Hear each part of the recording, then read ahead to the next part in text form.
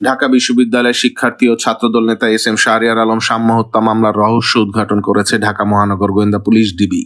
এই ঘটনায় 8 জনকে গ্রেফতার করা হয়েছে। এ বিষয়ে ডিএমপি মিডিয়া সেন্টারে এক সংবাদ সম্মেলনে ডিএমপি কমিশনার শেখ মোহাম্মদ সাজ্জাদ আলী ঘটনার বিস্তারিত তুলে ধরে বলেন, গত 13 মে রাত 11:45 সোহরাওয়ার্দী উদ্যানে কতিপয় দুর্বৃত্তের হাতে নির্মমভাবে খুন হন সাম্য। চাঞ্চল্যকর এই হত্যাকাণ্ডের ঘটনায় শাহবাগ থানায় একটি হত্যা মামলা রুজু করা হয়। ঘটনার রাতেই ঘটনার সঙ্গে জড়িত 3 জনকে রাজধানীর বিভিন্ন জায়গা থেকে আহত অবস্থায় গ্রেফতার করে পুলিশ। ঘটনার গুরুত্ব বিবেচনায় মামলাটি ডিবিতে স্থানান্তর করা হয়। পরবর্তী সময়ে আদালতের মাধ্যমে গ্রেপ্তার 3 আসামিকে রিমান্ডে নিয়ে ব্যাপক জিজ্ঞাসাবাদ, প্রাপ্ত গোয়েন্দা তথ্য ও প্রযুক্তির মাধ্যমে ঘটনাস্থলে সরাসরি উপস্থিত ও হত্যাকাণ্ডে অংশগ্রহণকারীদের শনাক্ত করা হয়। আসামিদের গ্রেপ্তারের লক্ষ্যে কক্সবাজার, মুন্সিগঞ্জ ও ঢাকা মহানগরীর বিভিন্ন জায়গায় ডিবির একাধিক দল ধারাবাহিক অভিযান পরিচালনা করে এই ঘটনায় আরো 8 জনকে গ্রেফতার করে।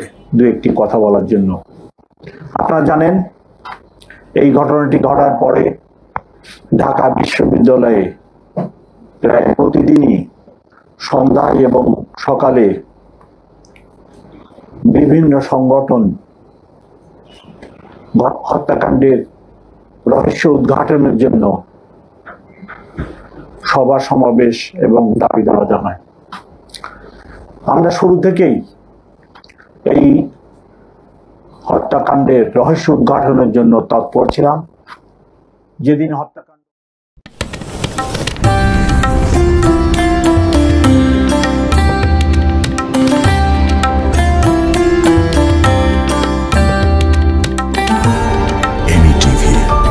স্বাধীন বাংলার স্বাধীন কণ্ঠ।